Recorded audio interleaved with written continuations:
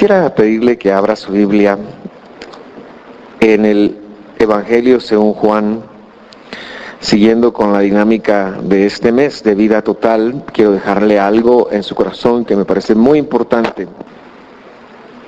Juan capítulo 18, versículo 37. Juan 18, 37. Si usted requiere de bus para asistir al evento en zona 13, que yo quiero invitarlo para que vayamos todos. El evento no tiene costo, es un evento gratuito, así que quiero invitarlo para que vayamos. Pero si usted requiere de bus, por favor inscríbase, porque si no llegamos a un mínimo, entonces no vamos a tener bus, ¿verdad? Pero si llegamos, entonces con mucho gusto vamos a proveer de ese servicio. Ok, Juan capítulo 18 y versículo 37. ¿Ya lo tiene? ¿Sí?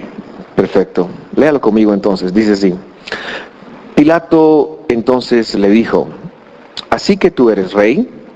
Jesús respondió: tú dices que soy rey, pero para esto he nacido y para esto he venido al mundo, para dar testimonio de la verdad. Todo el que es de la verdad escucha mi voz. Oremos. Padre, en el nombre de Jesús, nos disponemos hoy a hablar de tu palabra, a aprender de tu palabra, y pedimos que ésta nos ilumine, nos instruya, porque sabemos, Señor, que en ella hay vida eterna. Gracias, Señor, por la obra que has hecho en nosotros y por todas las cosas que vivimos todos los días. En el nombre de Jesús oramos. Amén y amén.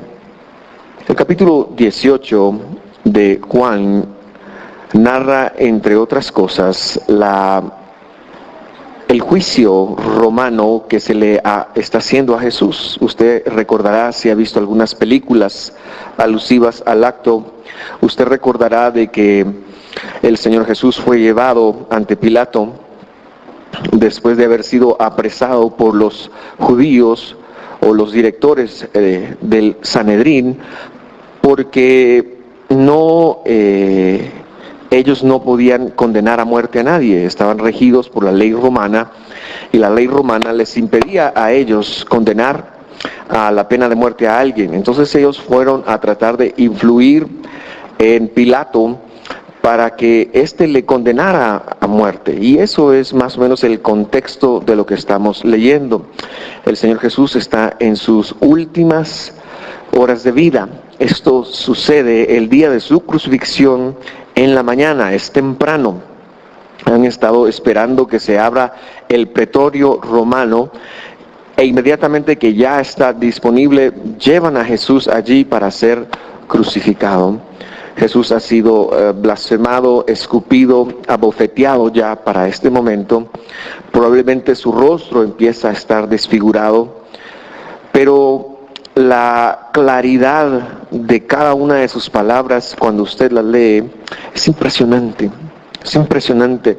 Hoy quiero extraer una verdad de analizar este versículo.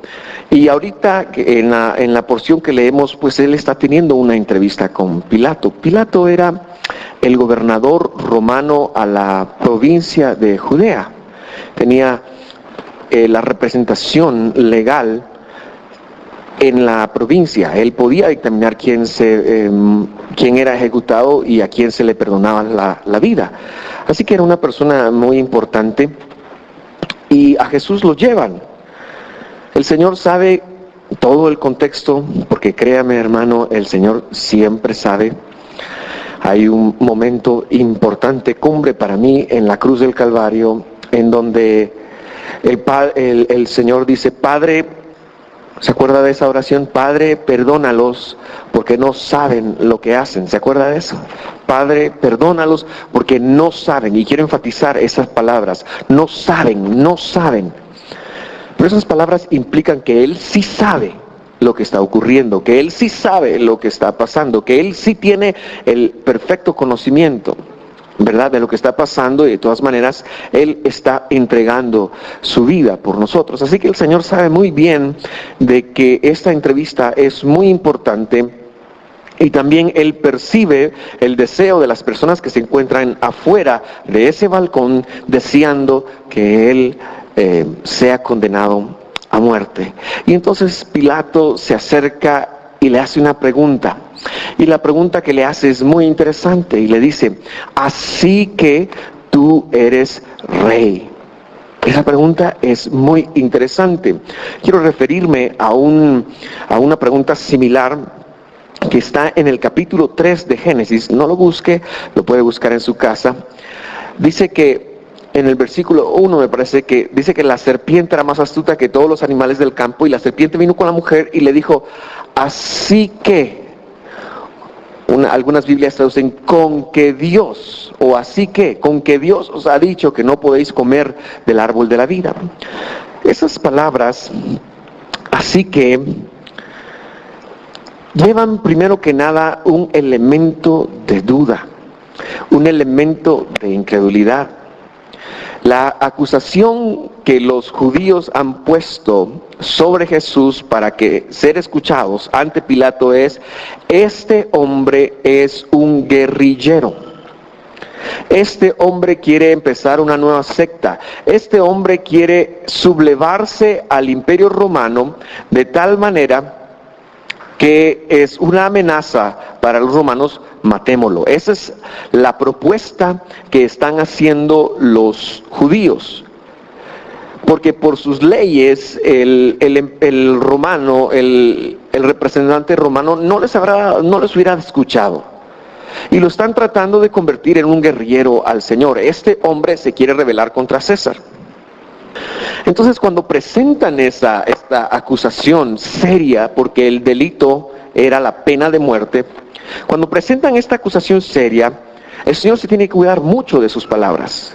Y Pilato entra con una pregunta capciosa: así que tú eres rey. Es capciosa porque si el Señor responde afirmativamente, lo condena a muerte. Pero sucede que lo condena a muerte con una base legal. Y usted sabe que el Señor Jesús es el Cordero de Dios, inocente, que quita el pecado del mundo. Es decir, que a Jesús estaba escrito que Él iba a morir inocentemente. Y si hubieran encontrado algún derecho legal en Él, entonces Él ya no hubiese muerto inocentemente. Así que el Señor sabe muy bien qué está pasando y medita la pregunta. Pero antes de seguir con esto, hermano, ¿qué haríamos nosotros en el lugar de nuestro Señor? ¿Cómo responderías tú? Así que tú eres rey.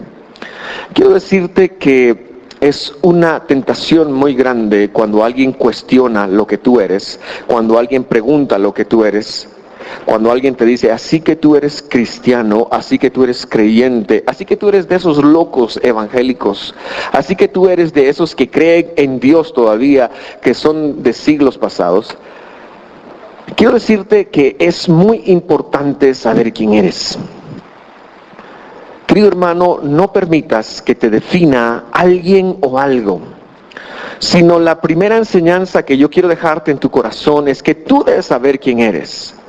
Y claro, hemos escuchado y tenemos algún conocimiento de quiénes somos. Somos el pueblo de Dios, dice un coro. Somos hijos de Dios, somos amados de Dios. Pero realmente nuestro trabajo espiritual depende mucho de cuánto tú puedas asimilar el concepto de quién tú eres. Mi querido hermano, una de las claves en tu vida y en mi vida es el aprender quiénes somos, para que no nos definan los demás, para que no te definan las circunstancias, y para que si enfrentas retos o incluso fracasos, no te puedas definir como un fracasado, para que si enfrentas enfermedad no te definas como un enfermo, para que si enfrentas problemas no te defina eso, sino que lo que te defina sea lo que tú has percibido que Dios te ha dicho que eres, porque Él es tu creador, Él es tu hacedor, y por lo tanto Él tiene la palabra final de quién tú eres. Es muy simple establecer el concepto, pero creerlo, pero trabajarlo, cuesta. Y es un trabajo espiritual que tenemos que hacer todos los días. No te descuides, porque si no, inmediatamente vas a ser definido por algo externo. ¿Verdad? Usted es del Real o del Barça. Tenía que salir, hermanos. Y entonces, depende de tu... Yo estaba molestando a alguien hoy en el velorio. Tengan cuidado, le dije, es del Real. Pero estoy molestando. Sin embargo, hay personas que se definen por eso. Se definen por ser rojos o cremas. Se definen por ser guatemaltecos. Y es cierto, lo guatemalteco es importante, pero, querido hermano, no te definas más que por quien Dios dice que tú eres. Esa definición la tenía clara. Así que vea lo que el Señor responde. Es impresionante. Vos sos el que está diciendo eso. Yo no te he dicho eso. Mire qué salida más tremenda. Porque no mintió. No mintió. Él habló con la verdad. Tú dices que soy rey. Tú dices que soy rey. Eso es una observación que tú estás haciendo. Tú dices que soy rey. Él tenía que responderlo. Y no se inculpa, no se incrimina. Tiene mucho cuidado, pero tampoco no deja de saber quién es. Queridos hermanos, el Señor Jesús era muy consciente de quién pensaban los demás que Él. Es para ver si están poniendo atención. ¿Verdad? Brincan. Tal vez me puse esto mal, pero me voy a correr aquí. Me voy a quedar quieto. Cuando éramos chiquitos jugábamos un juego que se llama Electrizado. No sé si te lo jugó. Ahora Nintendo juegan. Señor, reprenda al diablo. Bueno, sigo. El Señor sabía perfectamente quién Él era. Y le responde, tú dices que soy rey. Pero juntamente con eso, se suelta una bomba. Y yo quiero hoy hablarle de eso. El propósito mío de esta mañana es comentar la respuesta del Señor Jesús para que usted interne en su corazón una verdad. Mire lo que Él responde. La bomba es, para esto he nacido, para esto he venido. Piense un momento conmigo, más allá de los límites que tenemos mentalmente. Piense un momento conmigo y preguntémonos, ¿dónde Jesús existía antes de nacer? Sí, por supuesto, Él siempre ha existido. Él siempre ha existido. La Biblia dice en Juan capítulo 1 que en el principio era el Verbo, y el Verbo era con Dios, y el Verbo era Dios. Hablando o refiriéndose a Jesús. O sea, Jesús siempre ha existido. Wow. Hay un versículo en Apocalipsis que dice, y perdóneme, no lo busqué, pero si usted se acerca conmigo al final del servicio, yo se lo busco. Pero hay un versículo, que dice que el Cordero que fue inmolado antes de la fundación del mundo. Dice que el Cordero fue inmolado antes de la fundación del mundo. Sucede, mis queridos hermanos, que la vida es mucho más de lo que usted recuerda. Sucede que la vida es mucho más, y me impresionó este hombre de 102 años era. Me impresionó que él tuviera ya 102 años y él dijera esas palabras: la vida es demasiado corta. La vida es demasiado corta. La conciencia que nosotros tenemos de vida es demasiado corta. De manera que así como creemos que hay vida después de la vida, también entendemos por las Escrituras que hay vida antes de la vida. Y en el cielo ha existido siempre un plan de Dios. Déjeme decirle algo, cuando el hombre Adán, el primer Adán y la primera mujer Eva cometen pecado, Dios no se echa a llorar y a decir, lo han arruinado todo. Es muy común que cuando nosotros fallamos, nuestra reacción sea, lo he fallado, y a veces, y cuando nos arrepentimos con el Señor, precisamente debe de ser esa. Pero Dios no le toma esto por sorpresa. Queridos hermanos, Dios sabía desde siempre que el hombre iba a fallar. Dios conoce tus fallos y tus limitaciones. Dios conoce todo. Él creó el mundo con una perfección, sabiendo que el hombre iba a fallar y lo iba a entregar al mal. Es decir, que la traición de Adán y el engaño de Eva no tomaron a Dios por sorpresa. Dios estuvo muy consciente de que el hombre iba a fallar, y por eso es que el cordero fue inmolado desde antes de la fundación del mundo. A lo que quiero llegar, mi querido hermano, es que el Señor Jesús, con esas palabras que está diciendo o que ha dicho, dice, para esto he nacido y para esto he venido, está definiendo el propósito por el cual Él caminó la tierra en el tiempo perfecto cuando tuvo que hacerlo. Mis queridos hermanos, el Señor Jesús descendió a la tierra por un propósito. Así que es fácil asumir, o tenemos que asumir, que si Él descendió con un propósito, seguramente usted y yo hemos descendido a la tierra con un propósito. Jesús lo entendió, Jesús entendió cuál era su propósito desde siempre, y por eso es que a los 12 años, desde los 12 años, Él ya se dedicaba a estudiar las Escrituras, Él ya se dedicaba a ver qué estaba pasando. Sucede que cuando nosotros no tenemos claridad con nuestro propósito, por qué estamos en la vida, entonces nos metemos y nos perdemos en el diario vivir y nos perdemos en lograr lo que Dios nos ha encomendado que nosotros vengamos a lograr a esta tierra. Usted vino a esta tierra con un encargo específico de parte del Señor. No es una casualidad que usted haya descendido, ni es casualidad los padres que usted haya tenido o que no haya tenido, ni las circunstancias que usted haya vivido, sino que Dios le pidió a usted, le encomendó a usted desde antes que usted naciera y que fuese concebido, antes que usted tuviera su uso de razón como lo tiene ahora. Dios le dio un propósito. Es muy fácil ver esto en el profeta Isaías, o Jeremías, perdón, cuando Dios le manda al profeta que vaya a ver a la casa al alfarero. Y el alfarero, pues en aquellos tiempos, nosotros aquí en Guatemala todavía tenemos gente que trabaja el barro, y entonces es muy fácil verlo. Dice que el alfarero estaba trabajando en la vasija, pero la vasija no le quedó como a él le gustó, y entonces la deshace nuevamente y vuelve a hacer otra cosa. Y entonces el Señor dice estas palabras, dice, el que os formó, dice, no sabrá también.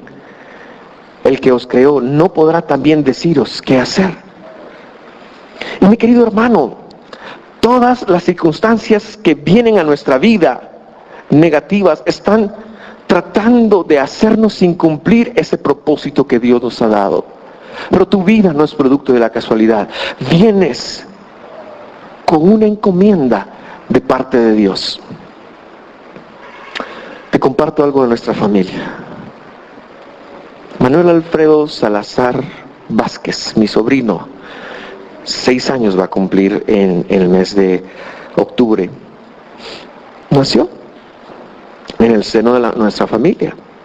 Y pues nació chiquito porque nació un poco antes de tiempo. Y cuando él nació, pues todos felices, todos contentos, pero a los meses de su nacimiento se veía como que las cosas no eran muy normales con él. No era un niño normal y presentaba ciertos indicios. que nos llevaron a sospechar, así que mi hermana y mi cuñado le llevaron a un doctor y el diagnóstico fue una bomba para ellos, en menor escala para nosotros. Manuel Alfredo Salazar tenía el síndrome de Down. Lo que eso implicaba es que, pues, antes de estas noticias soñábamos con mis cuñados porque mis papás tienen nietos de la misma edad, como que todos nos pusimos de acuerdo, ¿verdad? Y soñábamos con mi cuñado que un día Manuel Alfredo llegara por Natalia y por Stephanie y que llevaran a Melvin, ¿verdad? Y vamos a ir al cine, muchacha, ahí nos vemos, ¿verdad? En unos 15, 16 años, ¿verdad? Usted sabe, uno sueña para los hijos, pero cuando nosotros entendemos eso, vemos que la vida de Manuel Alfredo va a ser muy distinta. Obviamente los tiempos y las habilidades de él son distintas. Va a otro ritmo, no va al ritmo de sus demás primos. Y me pareció tan curioso que la semana pasada estábamos almorzando en la casa de mis papás, celebrando el Día de la Madre. Todos los días deberían ser el Día de la Madre, son buena onda las madres. Y entonces mi cuñado, ellos se fueron a ver televisión al segundo piso en la casa de mis papás, y mi cuñado subió y le dijo, mire muchacha, ahí les encargo a Alfredito. Alfredito todavía no habla bien, aunque sí ya dice algunas palabras. Y todavía camina con sus piecitos como medio torciditos. Y hay que estarlo cuidando. O sea, él no mide peligro. Mis hijas no salen a la calle. Yo ya les prohibí salir a la calle por los próximos 35 años. Ya saben, hermano. Pero Alfredito tiene 6 años y al que le importa, él se va. Él no mide peligro, se va a la calle. Y uno tiene que tener mucho cuidado. Sabemos que Alfredo está presente porque hay candado siempre en la casa de ellos o donde él esté. Así que mi cuñado sube al segundo piso, miren, les encargo a Alfredito y les dice cualquier cosa. No recuerdo perfectamente qué les dijo, pero Natalia mi hija, levanta la mano.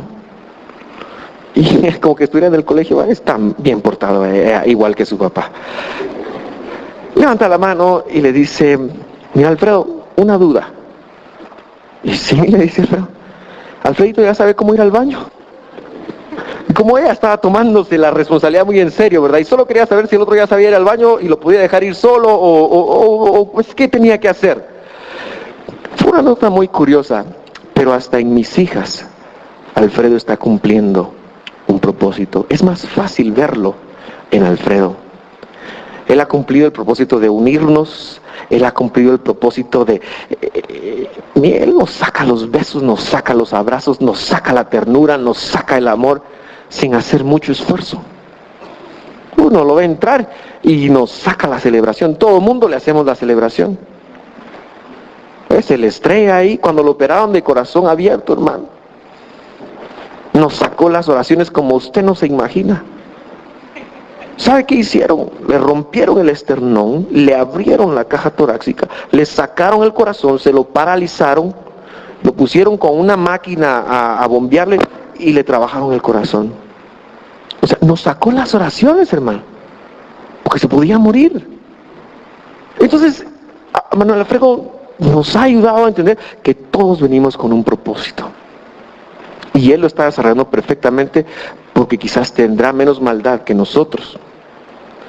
Pero lo que yo quiero decirle a usted es que así como él viene con un encargo de Dios para nosotros, usted también vino con un encargo de Dios. Es un propósito específico que nadie más lo puede realizar. Y que usted se va a regresar al Señor. Usted va a regresar a la presencia del Señor, así como Jesús.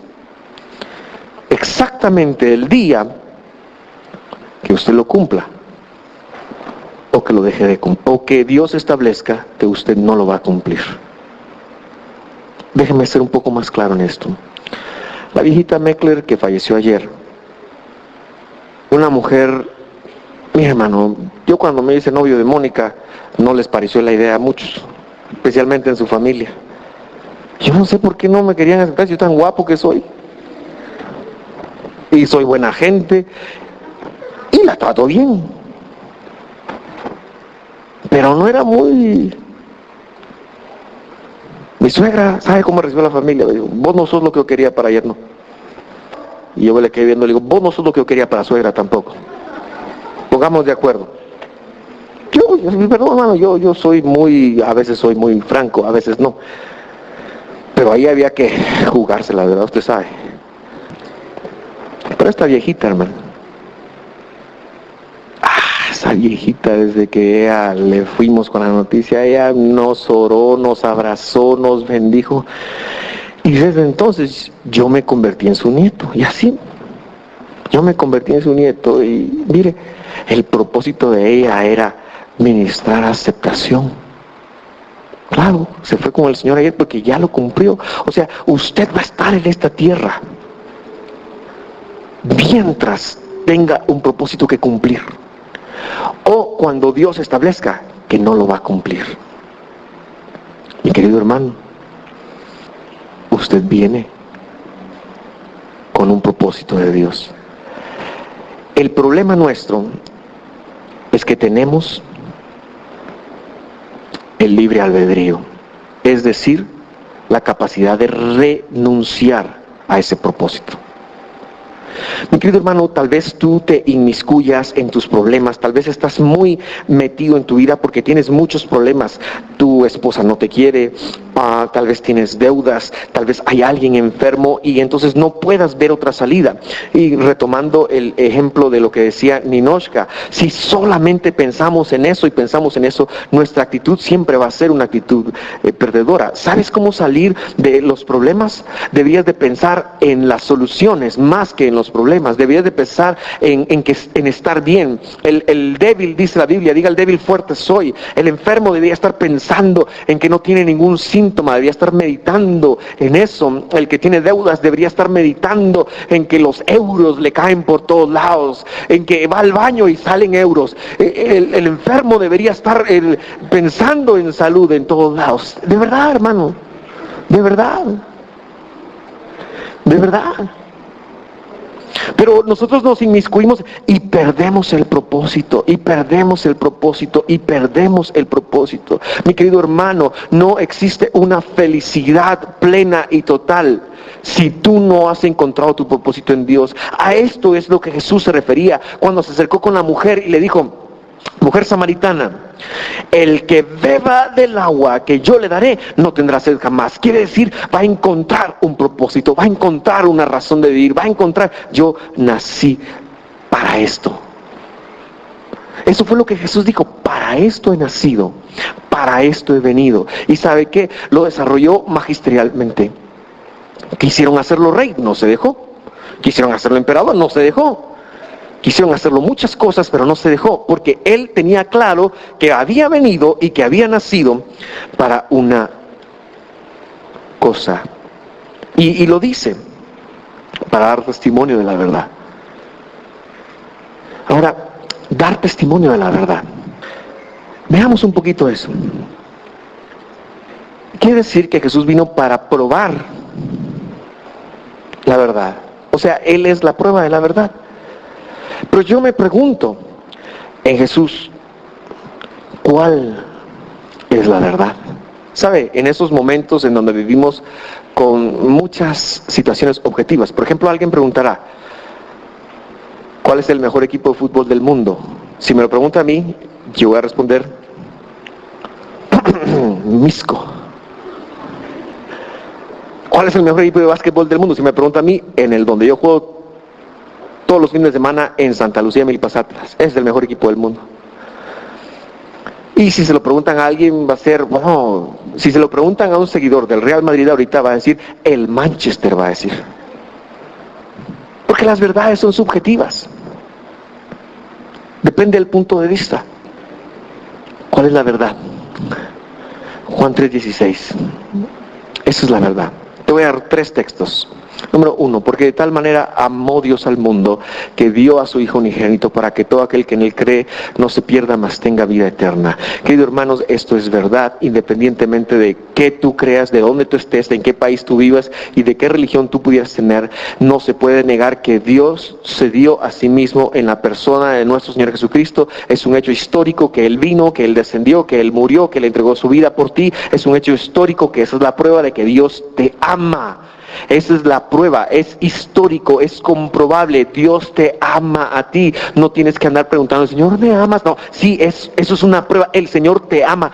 Esa es la verdad. Esa es la verdad. La verdad es que Dios te ama y que se ha manifestado a ti a través de su Hijo Jesucristo. Y por eso nosotros nos reunimos todos los domingos y por eso le predicamos y por eso le estamos invitando a usted que se vaya con nosotros al seminario para poder aprender cómo mejorar sus habilidades para hablarles a otros esa verdad. Porque el día que Guatemala se llene de esa verdad, el día que esa verdad empiece a entrar en los corazones de los guatemaltecos, nosotros vamos a ver un cese en la violencia. Ahorita lo que tenemos es una gran cantidad de gente que se ha hecho religiosa, pero eso no salva. La religión no salva, la religión no cambia. Cuando yo interno esta verdad, Dios me amó. ¡Wow! Eso cambia la vida. Eso cambia la vida. Número 2, segundo versículo que quiero compartirte. Jesús respondió. Le preguntaron cuál es el mandamiento más grande y él respondió, el más importante es: escucha, Israel, el Señor nuestro Dios, el Señor uno es. Esa es la verdad, Dios es uno. ¿Qué quiere decir eso, hermano? Después la explicación es amarlo, pero el mandamiento es este: el Señor es uno. ¿Qué quiere decir eso? Quiere decir que Dios solo es bien. Quiere decir que Dios solo es salud. Quiere decir que Dios solo es perdón. No es perdón y condenación. No es enfermedad y sanidad. No es bendición y maldición. Nosotros nos manejamos en términos duales. Nosotros podemos manejar más de un papel. Dios es uno. Esa es la verdad. Dios te ama, Dios te quiere bendecir, Dios te quiere prosperar. No se goza en que tú estés mal. No se goza Dios en tus fracasos, en tus derrotas. Dios no se goza con eso. La verdad es que Dios es uno para ti porque te quiere bendecir. Es todo positivo. Ya lo dice el texto que toda buena dádiva y todo don perfecto desciende del Padre de las luces. Eso está en Santiago capítulo 1. Y la tercera cosa que te quiero dejar en tu corazón es: santifícalos en tu verdad. Y luego dice, tu palabra es verdad. ¿Qué es verdad? La palabra de Dios. ¿Cómo encuentro mi propósito, hermano? Sería la pregunta que usted se tendría que hacer, ¿verdad? Si yo vengo con un propósito, si Dios me ama, si vengo con un propósito, ¿cómo lo encuentro? Bueno, de la misma manera como Jesús lo encontró. Mira lo que dice en el mismo Evangelio de Juan, capítulo 5, versículo 39. Juan 5:39.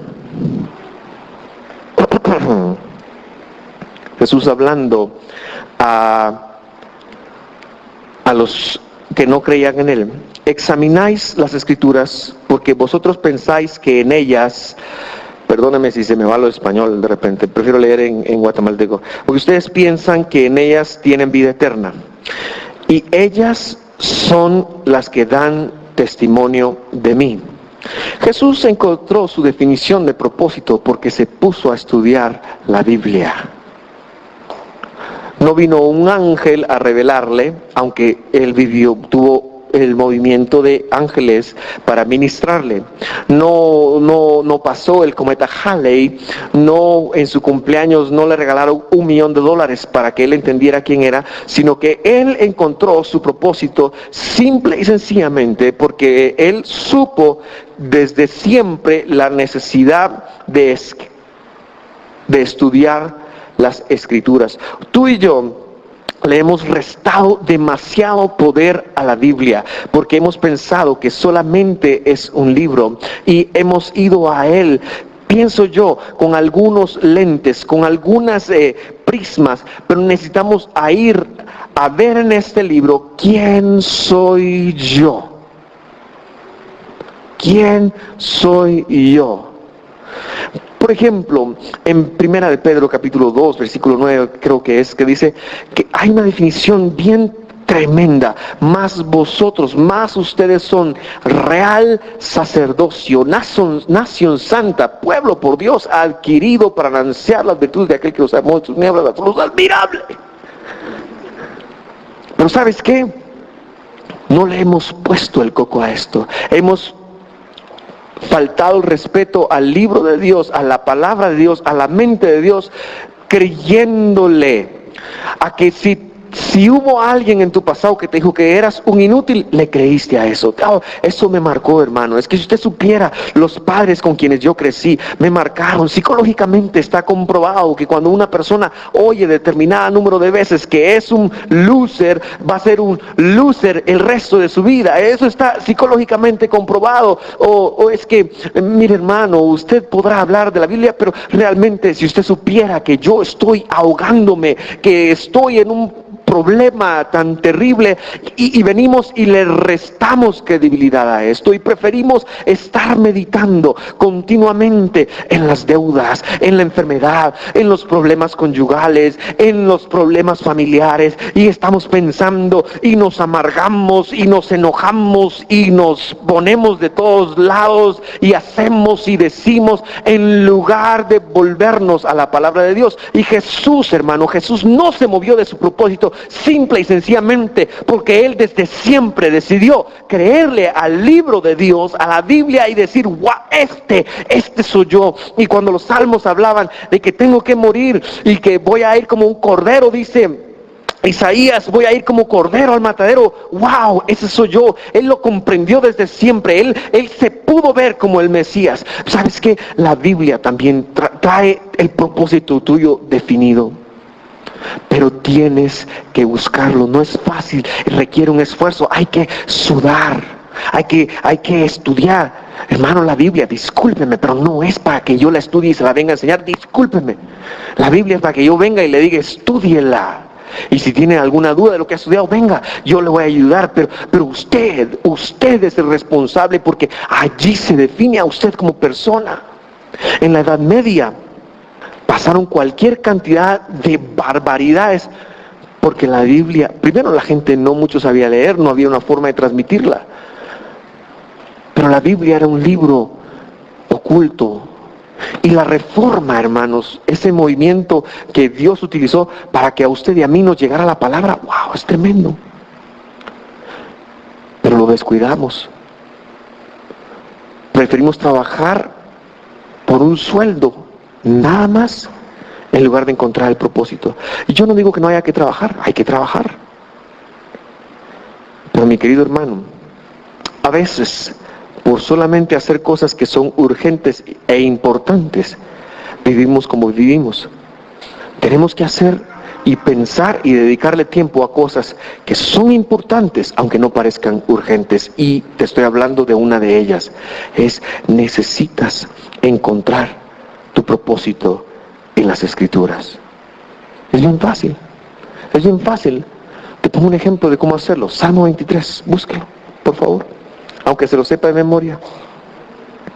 Salmo 23. Salmo 23. Versículo 1. ¿Qué dice? Léalo, declame lo que dice. Jehová es mi pastor. Nada. Solo el uno. ¿Qué dice otra vez? Jehová es mi pastor. ¿Qué definición encuentra usted ahí de usted mismo? No, ahí está hablando de que Jehová es mi pastor, ¿verdad? Es cierto. ¿Sabe qué definición encuentro yo? Yo me fijo en él. Nada me faltará. ¡Wow! El Rey del universo es mi proveedor. Es mi proveedor. Entonces cuando estoy triste, no me faltará el gozo. Cuando hay que pagar la tarjeta, no me faltará plata. Cuando hay que amar a la ingrata hermana, que a veces estoy bravo con ella. No crea que no me pongo bravo, hermano. Yo me pongo bravo. Mucho menos que usted, pero sí me pongo bravo todavía.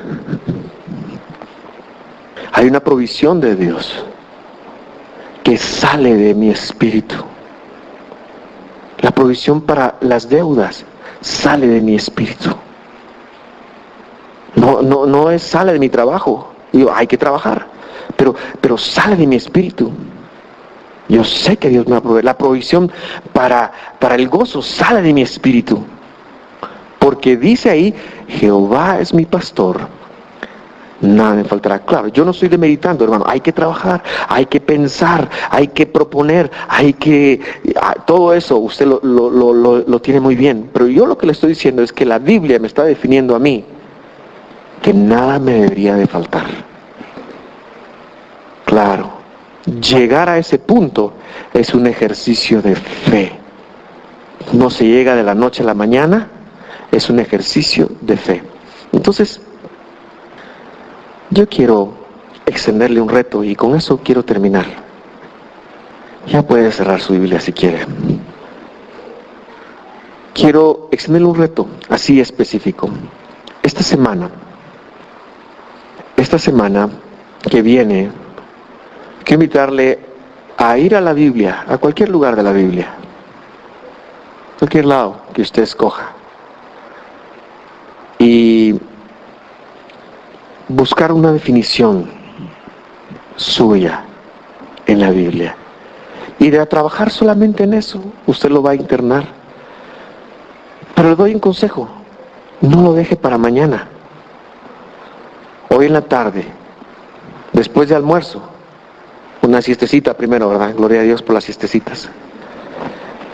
Pero después, cuando esté todo surumbo, decía allá en Reu, dicen surumbo. Viene del griego surumbei. Cuando esté todo surumbo, levántese. Vaya a buscar una promesa. Escríbala, apropiésela y trabaje en ella toda la semana. Trabaje en contra de circunstancias. Trabaje en contra de pensamientos que van a venir a debilitarlo. Trabaje en contra de todo. Es un trabajo espiritual.